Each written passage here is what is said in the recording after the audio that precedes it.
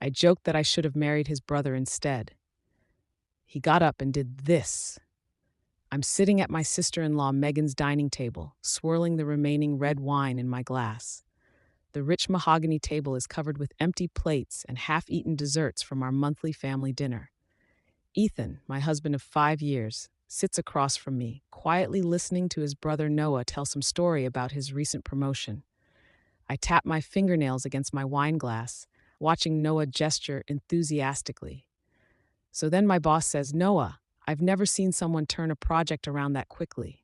And just like that, boom, corner office with a view of the park, Noah says, leaning back in his chair with that confident smile I've always found charming. I think God, Noah always has to be the center of attention, doesn't he? But why does everyone eat it up like this? Even Ethan looks impressed. I glance at my husband, who's nodding along to his younger brother's story. Ethan, with his sensible button-up shirt that I've told him 100 times is too loose on his frame.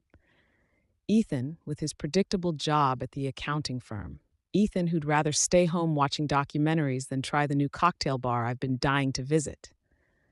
That's amazing, Noah. You've always had that magic touch with people, Megan says, beaming at her brother-in-law. I roll my eyes and take another sip of wine.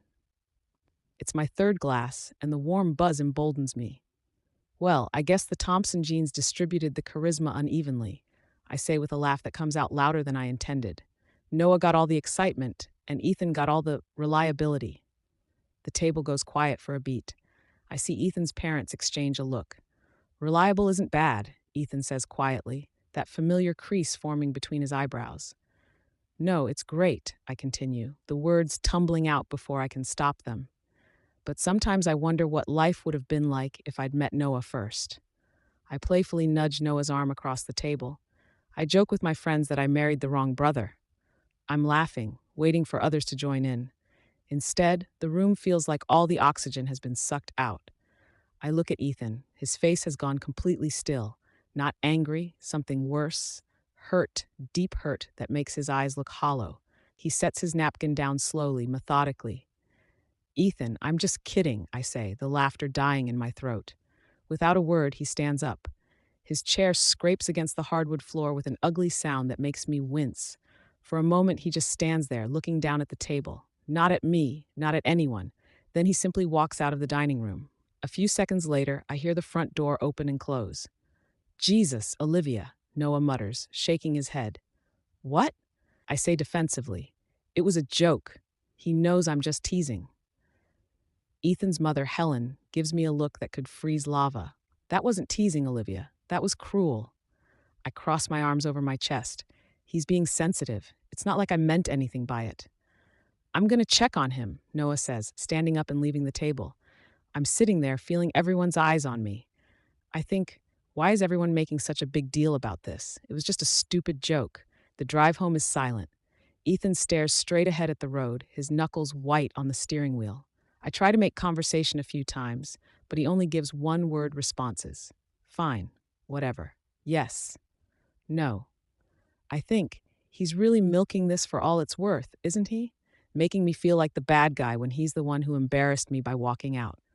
When we get home, I'm standing in our kitchen, leaning against the counter as Ethan fills a glass with water. His movements are mechanical, precise. Are you going to give me the silent treatment all night? I ask, crossing my arms. He turns to face me, and I'm struck by how tired he suddenly looks. What exactly do you want me to say, Olivia? That you're overreacting? It was a joke, Ethan. Everyone jokes about their spouses. It's normal. Was it, though? He asks quietly. A joke? I throw my hands up. Yes. God, why are you being so dramatic about this? Because, he says, setting his glass down with careful control, jokes usually have some truth to them. And this isn't the first time you've compared me to Noah or made me feel like I'm not enough for you. I roll my eyes. Now you're just being ridiculous. Am I? His voice remains level, which somehow makes this worse than if he were yelling. Last month at the Johnsons' party, you told everyone I was boringly dependable. At your birthday dinner, you said my gift was typical Ethan, safe and predictable. 2 weeks ago, you declined our anniversary reservation because Noah invited us to that cocktail event with his work friends. I feel heat rising in my face. So what, you're keeping score now?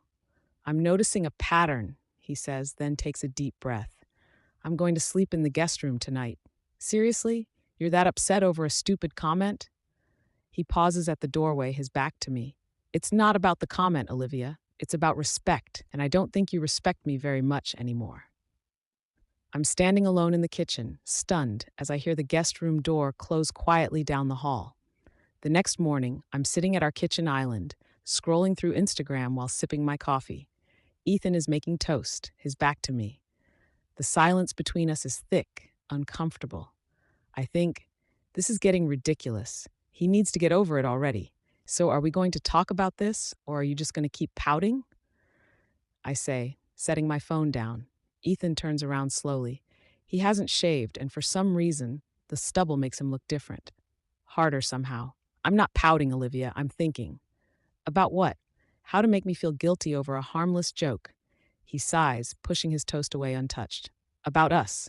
About whether this is working anymore. Something cold settles in my stomach. What are you talking about? You're considering ending our marriage over one stupid comment. No, he says, looking me directly in the eyes. I'm considering ending our marriage because of the pattern of disrespect.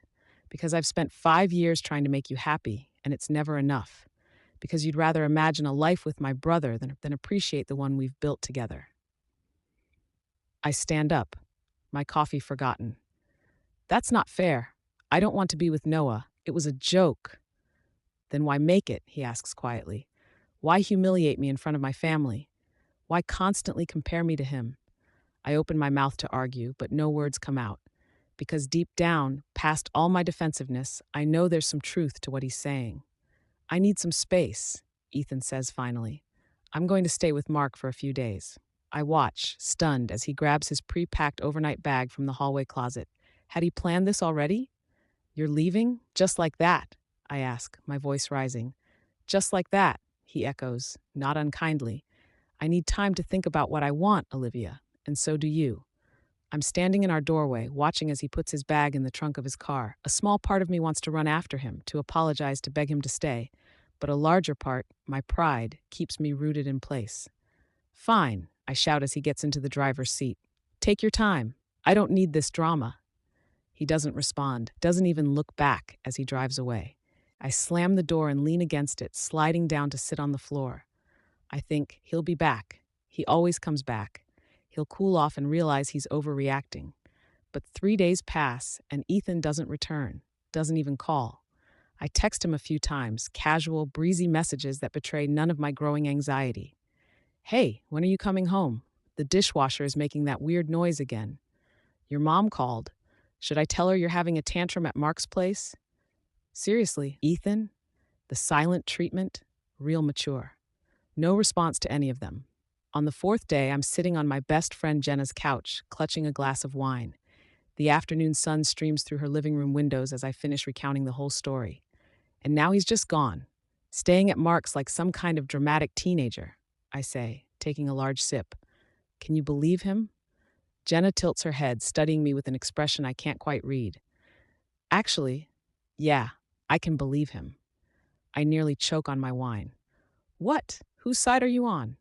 Yours, she says carefully. Which is why I need to be honest with you. That joke about Noah, it was pretty harsh, Liv. It was just a joke. Was it, though? She asks, echoing Ethan's words so perfectly that it sends a chill through me. Because from where I'm sitting, you've been pretty hard on Ethan for a while now. I set down my wine glass with more force than necessary. What's that supposed to mean? It means, Jenna says gently, that sometimes when we hang out, all you do is complain about him. How boring he is, how he doesn't understand you, how Noah's so much more fun. And honestly, Liv, it makes me uncomfortable. I feel my face grow hot. I don't do that. You do, she insists. Remember last month when Ethan surprised you with tickets to that play you mentioned once? You told me it was sweet but predictable, and then spent 20 minutes talking about how Noah took that girl from his office to Paris for a weekend. That's different, I say weakly. Is it? Jenna leans forward. Liv, I love you, but you need to ask yourself something. Do you actually want to be with Ethan, or do you just like the security he provides while you fantasize about something more exciting? Her words hit me like a slap. I stand up, gathering my purse. I thought you'd understand. I thought you'd be on my side. I am on your side, she says, not moving to stop me. That's why I'm telling you the truth before you lose a good man for good. I leave Jenna's apartment feeling betrayed and even more alone. On the drive home, I grip the steering wheel tightly, blinking back hot tears. I think everyone's turning against me, even Jenna. It's not fair. But a small voice in the back of my mind whispers, what if they're right? A week after Ethan left, I'm scrolling through Facebook when I see it. A post from Noah, a group photo at some rooftop bar downtown, and there, smiling in the background, is Ethan. My Ethan, but different. He's wearing a new shirt I've never seen before, one that actually fits him well. His hair is styled differently. He looks relaxed, happy even. The caption reads, "Great night with great people. Proud of my brother for putting himself first for once, new beginnings." I stare at the photo for a long time, an uncomfortable feeling settling in my chest. The comments are worse. Looking good, Ethan. Freedom suits you. So glad to see you smiling again, man. Whoever gave you that style upgrade deserves a medal. I'm sitting on my couch, knees pulled up to my chest, staring at my phone. I think he's moved on already. He's out partying with Noah while I'm here alone. I click on Ethan's profile, something I haven't done in ages. Why would I, when we live together? His relationship status has changed to, it's complicated. There are new photos I wasn't tagged in. Ethan hiking with Mark. Ethan at a cooking class. Each image shows him smiling, looking more confident than I remember. A notification pops up. Helen Thompson has sent you a message. My hands shake slightly as I open it. Olivia, Ethan asked me to let you know he'll be coming by on Saturday at 2 p.m. to pick up some more of his things. He'd appreciate it if you could make sure you're either out of the house or give him space to do this without confrontation. I hope you're reflecting on recent events. The formality of the message makes my stomach drop. This is real. This is happening. I'm standing in our bedroom on Saturday morning, looking at Ethan's side of the closet. Half his clothes are already gone. When did he take them? I run my fingers along the hanging shirts he left behind, bringing one to my face. It still smells like him. For the first time since he left, I allow myself to cry. Really cry. Deep, ugly sobs that leave me gasping for air. I think, what have I done? What if he never comes back? At exactly 2 p.m., I hear his key in the lock. I'm sitting at the kitchen table, hands wrapped around a cold mug of tea. I've spent hours practicing what to say, how to make this right. Ethan walks in and stops short when he sees me. He looks good, really good. He's gotten a haircut and the new clothes he's wearing fit him perfectly, but it's more than that. He stands taller somehow, more assured. I thought you'd be out, he says, his voice neutral. I needed to see you, I reply, my voice smaller than I intended. We need to talk. He sighs, setting his keys on the counter. Olivia, I'm just here for my things. Please, I say, hearing the desperation in my voice. 5 minutes. That's all I'm asking. He hesitates, then nods once, taking the seat across from me. He doesn't remove his jacket. I'm sorry, I blurt out. I'm sorry for what I said about Noah. It was cruel and disrespectful, and you didn't deserve it. Something flickers in his eyes, surprise maybe, but his expression remains guarded. Thank you for saying that. I miss you, I continue, reaching for his hand. He pulls it back before I can touch him. I want us to work this out, whatever it takes. Ethan is quiet for a long moment. I've been doing a lot of thinking this past week, he finally says, and I realize something important. I deserve better than how you've been treating me. His words hit me like a physical blow. I know I messed up, but it's not just about the joke, Olivia. It's about years of small cuts, years of feeling like I was never enough for you, years of watching you look at other men, my brother included, with more admiration than you ever looked at me. Tears well in my eyes. That's not true. It is true, he says firmly. And the worst part is, I believed it. I believed I wasn't enough, that I had to keep trying harder, keep changing to make you happy. He takes a deep breath. But this time apart has shown me something important. I am enough, just not for you. I'm clutching the edge of the table, feeling like the floor is falling out from under me. What are you saying? I'm saying I want a divorce, Olivia. The word hangs in the air between us, heavy and final. No, I whisper, shaking my head. No, we can fix this. I can change. I can do better. I believe you mean that right now, he says gently. But I also think you're more upset about losing me than you are about hurting me. And that's the problem. I stand up, knocking my chair backward. That's not fair. You're not even giving us a chance. I gave us 5 years of chances, he says, still frustratingly calm. I'm choosing to give myself a chance now. With who? I demand, suddenly furious. Is there someone else? Is that what this is about? A sad smile crosses his face. No, there's no one else. This is about me finally respecting myself enough to walk away from someone who doesn't value me. He stands up, zipping his jacket. I'll come back for the rest of my things when you're at work next week. My lawyer will be in touch about the house. I'm standing in the kitchen doorway, watching him walk towards our bedroom. So that's it? You're just giving up? He pauses, looking back at me. I'm not giving up, Olivia. I'm moving on. There's a difference. 3 weeks later, I'm sitting alone in my living room, staring at the divorce papers Ethan's lawyer had couriered over. The house feels too big now, too quiet. Most of Ethan's things are gone, removed efficiently while I was at work, just as he promised. My phone buzzes with a text from Jenna. How are you holding up? I don't answer. I haven't spoken much to anyone lately. Not since the rumors started spreading through our friend group about what happened. Not since I saw the photos on Instagram of Ethan at a charity event, standing next to a pretty brunette who looked at him with obvious admiration. I think, how did everything fall apart so quickly? The divorce papers list irreconcilable differences as the reason. So clinical, so impersonal. It doesn't capture the way I destroyed us with 1,000 tiny cuts, culminating in that final, fatal blow at his family's dinner table. I pick up my phone and scroll to Ethan's contact. My thumb hovers over the call button. What would I even say? That I'm sorry? That I miss him? That I finally understand what I had only now that it's gone? Instead, I open Instagram one more time, torturing myself with a new photo Noah posted. It shows him and Ethan at some mountain viewpoint, arms around each other's shoulders, grinning widely. The caption reads, "Nothing better than seeing my brother living his best life. Fresh start, new chapter." The comments are full of support and not so subtle references. So happy for Ethan, onward and upward. Some people don't know what they have until it's gone. Their loss. Looking happier than I've seen him in years. I throw my phone across the room, listening to it thud against the wall. It doesn't break, which somehow makes me angrier.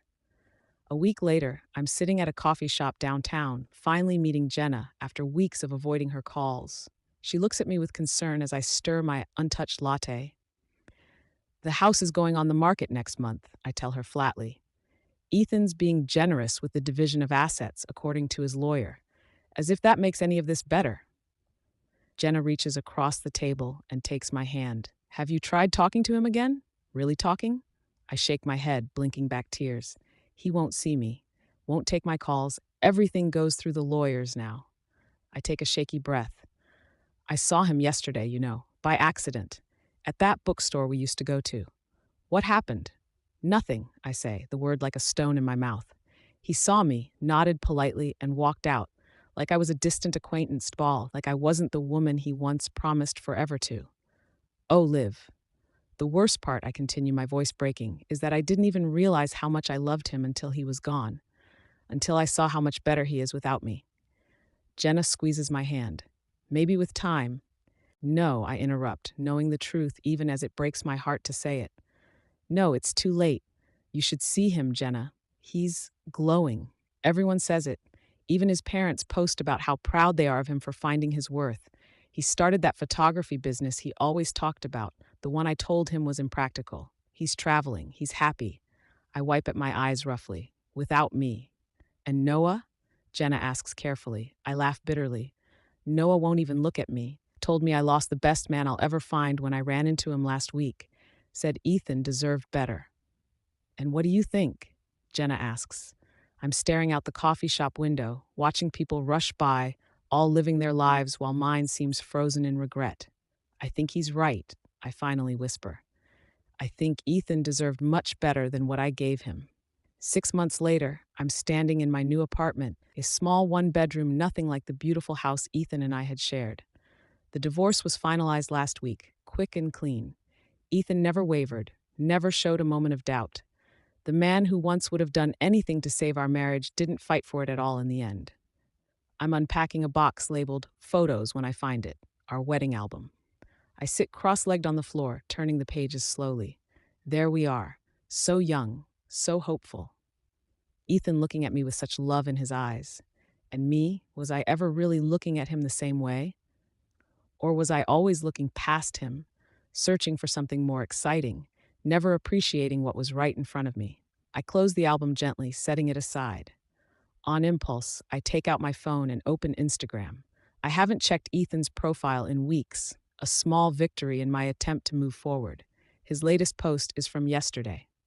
He's standing on a beach at sunset, his arm around the brunette from the charity event. They're both laughing, caught in a moment of genuine happiness. The caption is simple. Sometimes the best things in life come after the hardest goodbyes. Grateful. I set my phone down and look around my small apartment. Empty walls, boxes still unopened, a life I never imagined for myself. I think this is what it cost, one careless joke, years of taking him for granted. This is what I lost. It's only now, sitting alone, surrounded by the remnants of a life that no longer exists, that I truly understand the weight of my words that night at the dinner table. I joke with my friends that I married the wrong brother.